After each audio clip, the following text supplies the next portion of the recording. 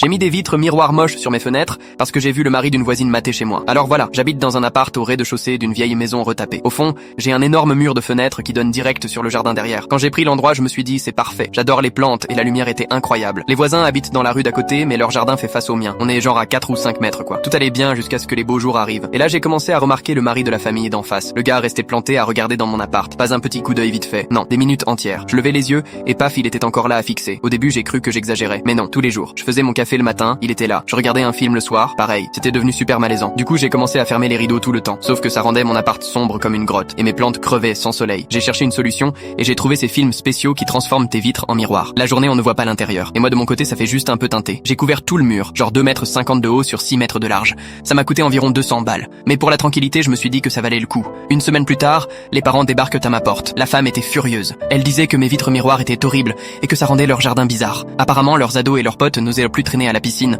parce qu'il y avait ce gros miroir qui reflétait tout. Elle ajoutait que le soleil se reflétait direct dans leur terrasse l'après-midi et qu'ils ne pouvaient plus manger dehors sans lunettes de soleil. J'ai dit désolé pour le dérangement mais que j'avais besoin d'intimité. Et là, ils ont commencé à me demander pourquoi autant de besoin de se cacher.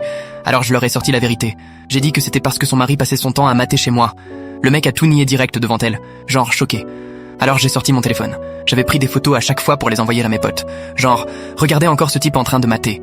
Je lui ai montré. La femme est restée muette en voyant les images.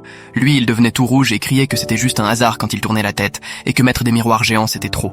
Moi j'ai répondu que tout ça aurait pu être évité s'il avait juste regardé ailleurs. Elle n'a plus rien dit, mais on voyait bien qu'elle avait honte. Quelques jours après, mon proprio m'appelle.